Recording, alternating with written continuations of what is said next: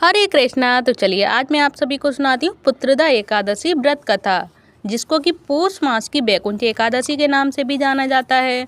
तो चलिए जान लीजिए पुत्रदा एकादशी व्रत की कथा और महात्म की पुत्रदा एकादशी व्रत को हमें क्या करना चाहिए, किन भगवान की पूजा अर्चना करनी चाहिए और इस दिन पुत्रदा एकादशी व्रत के दिन हमें कौन सी एकादशी व्रत कथा श्रवण करनी चाहिए। क्योंकि अगर हम एकादशी व्रत रहते हैं यानी कि भगवान विष्णु को जो समर्पित है और भगवान विष्णु की समर्पित एकादशी व्रत को अगर हम व्रत रहें और एकादशी व्रत की कथा ना सुने तो व्रत पूर्ण नहीं माना जाता। तो मैं इसीलिए आप सभी के लिए शेयर कर रही हूँ ये वीडियो पुत्रदा एकादशी व्रत कथा, क्योंकि अब होने वाली है पुत्रदा एकादशी और इस एकादशी की व्रत कथा कौन सी है मैं आप सभी को सुना रही हूँ और सुनाने जा रही हूँ। प्लीज़ ध्यान से मन लगाकर सुने। अगर आपको नहीं आती हो तो आप मैं सुना रही हूँ ये सुन सकते हैं, और अगर आप सभी के किसी रिलेटिव्स को नहीं आती हो ये कथा तो आप उनके पास शेयर कर सकते हैं, जिससे कि आप भी पुण्य के भागी बने और वो भी आपकी पुत्रदा एकादशी व्रत का कथा का श्रवण कर सकें। तो पूष माह के शुक्ल पक्ष की इस एकादशी का व्रत निसंतान को भी सुंदर पुत्र प्रदान करने में समर्थ होता है और संतान प्राप्ति और उनकी रक्षा एवं प्रगति के लिए प्रत्येक नर नारी को यह व्रत अवश्य करना चाहिए। जो आज सुदर्शन चक्रधारी भगवान विष्णु की पूजा की जाती है, क्योंकि इस एकादशी को वैकुंठ चतुर्दशी के नाम से भी जाना जाता है और वैकुंठ एकादशी भी बोला जाता है। और भगवान विष्णु को ये व्रत समर्पित होता है। जो भगवान श्री कृष्ण द्वारा अब तक कहे गए वृतांत को सुनने के बाद धर्मराज युधिष्ठिर ने पूछा, हे गोविंद, अब कृपा करके बतलाइए कि पूष शुक्ल एकादशी का क्या नाम है, इसकी व्रत की क्या विधि है और कौन से देवता की इस व्रत में पूजा होती है। और भगवान श्री कृष्ण ने क्या उत्तर दिया ये भी सुन लीजिए। तो श्री कृष्ण भगवान ने उत्तर दिया कि हे राजन, इस एकादशी का नाम पुत्रदा एकादशी है और इसमें श्री नारायण भगवान की पूजा की जाती है और इस चर और अचर संसार में पुत्रदा एकादशी के व्रत के समान कोई और दूसरा व्रत है ही नहीं, जिसके पुण्य से मनुष्य तपस्वी, विद्वान और लक्ष्मीवान होता है। और इसकी मैं एक कथा आपको सुनाता हूँ, तो प्लीज़ ध्यानपूर्वक सुनो। तो भद्रावती नगरी में सुकेतु नामक नाम का एक राजा राज्य करता था। उसके कोई पुत्र नहीं था और उसकी स्त्री का नाम शैव्या था और वह संतानहीन होने के कारण सदैव चिंतित रहा करती थी। तो पुत्रहीन राजा के पितरों रो रो कर पिंड लेते थे और सोचा करते थे कि इसके बाद हमको कौन पिंड देगा, और राजा पुत्र न होने के कारण हर समय दुखी रहता था। उसे बंधु बांधव, धन, हाथी, घोड़े, राज्य तथा वैभव आदि सभी अर्थहीन प्रतीत होते थे और राजा सदैव यही विचार करता रहता कि मेरे मरने के बाद मुझको कौन पिंडदान देगा। बिना पुत्र के पितरों और देवताओं का ऋण कैसे चुकेगा। जिस घर में पुत्र ना हो उसमें सदैव अंधेरा रहता है, इसलिए मुझे पुत्र की उत्पत्ति के लिए प्रयत्न करना चाहिए। तो जिस मनुष्य ने पुत्र का मुख देखा है वह धन्य है और जिसको इस लोक में यश और परलोक में शांति मिलती है, अर्थात उसके दोनों लोक सुधर जाते हैं और पूर्व जन्म के कर्म से ही इस जन्म में पुत्र, धन आदि प्राप्त होते हैं। और राजा इसी प्रकार रात दिन सोचा करता और चिंतित रहता था।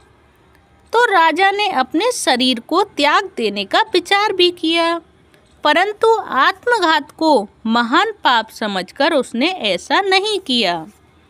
तो एक दिन राजा अपने घोड़े पर चढ़कर वन को चल दिया और पक्षियों व वृक्षों को देखने लगा। तो उसने देखा कि वन में मृग, व्याघ्र, सूअर, सिंह, बंदर आदि अपने बच्चों के साथ भ्रमण कर रहे हैं और हाथी अपने बच्चों और हथनियों के साथ घूम रहे हैं। वन में वहीं गीदड़ अपने कर्कश स्वर में बोल रहे हैं और उल्लू चीख रहे हैं। वन के इन दृश्यों को देखकर राजा को अपने पुत्रहीन होने का दुख और अधिक पीड़ा देने लगी। इसी उदासी और सोच विचार में दोपहर हो गई और वह विचारने लगा कि मैंने कई यज्ञ किए, ब्राह्मणों को सुंदर भोजन तथा दान देकर तृप्त किया, फिर भी यह दुख मुझे क्यों प्राप्त हुआ है? तो प्यास के मारे अत्यंत दुखी राजा पानी की तलाश में इधर उधर फिरने लगा। थोड़ी दूर पर राजा ने एक सरोवर देखा और उस सरोवर में कमल खिल रहे थे तथा सारस, हंस, मगरमच्छ आदि विहार कर रहे थे और सरोवर के चारों तरफ मुनियों के आश्रम थे। उस समय राजा के दाहिने अंग फड़कने लगे, तो राजा शुभ शगुन समझकर घोड़े से उतरकर मुनियों को दंडवत करके उनके सामने बैठ गया। तो राजा को देखकर मुनियों ने कहा कि हे राजन, हम तुमसे अत्यंत प्रसन्न हैं। तुम इस जगह पर कैसे आए, सो हमसे कहो। तो इस पर राजा ने मुनियों से उनका परिचय पूछा और फिर अपनी व्यथा कही।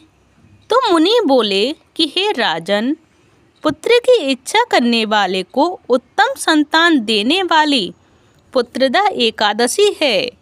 हम लोग विश्वदेव हैं और इस सरोवर पर स्नान करने आए हैं। तो इस पर राजा बोला, हे मुनीश्वर, यदि आप मुझ पर प्रसन्न हो तो एक पुत्र का वरदान मुझे भी दीजिए। तो मुनि बोले, हे राजन, आज पुत्रदा एकादशी है। आप इस व्रत का पालन करें और भगवान की कृपा से आपके अवश्य ही पुत्र होगा, क्योंकि पुत्रदा एकादशी निसंतान को संतान देने वाली है। तो मुनि के वचनों के अनुसार राजा ने उस दिन वहीं एकादशी का व्रत किया और वहीं द्वादशी को उसने व्रत का पारण भी किया समय पर, और मुनियों को प्रणाम करके अपने महल को वापस चला गया।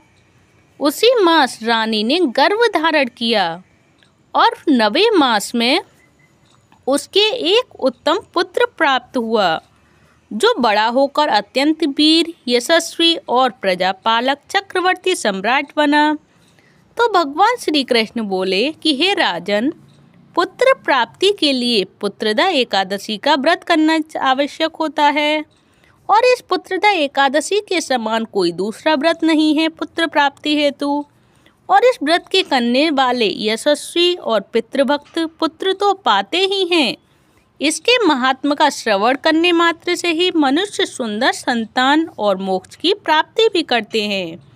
और जिसको कोई परेशानी हो जिनके बच्चों को या उनके स्वास्थ्य को, तो वो भी अपने स्वास्थ्य को ठीक कर सकते हैं और अपनी संतान की लंबी आयु और उनकी सुख समृद्धि के लिए भी ये पुत्रदा एकादशी व्रत अवश्य करना चाहिए। और पुत्रदा एकादशी व्रत करने के पश्चात उसकी व्रत कथा भी अवश्य सुननी चाहिए, क्योंकि इस कथा के सुनने मात्र से ही संतान सुख की प्राप्ति और सुख समृद्धि पुत्र की और उसकी पुत्र की लंबी आयु भी प्राप्त होती है। तो आप सभी को ये मैंने सुनाई पुत्रदा एकादशी व्रत कथा, जो कि आप सभी को कैसी लगी प्लीज मुझे कमेंट बॉक्स में बताएं। और इसके साथ ही जय श्री हरि लिखना बिल्कुल ना भूलें। और आप सभी को अगर ये वीडियो अच्छी लगी हो तो प्लीज वीडियो को लाइक कर दें, चैनल को सब्सक्राइब करें। धन्यवाद। हरे कृष्णा हरि बोल। हमेशा जपिए, हमेशा कहिए हरे कृष्ण कृष्ण कृष्ण हरे हरे, हरे राम राम राम हरे हरे, हरे कृष्णा हरि बोल।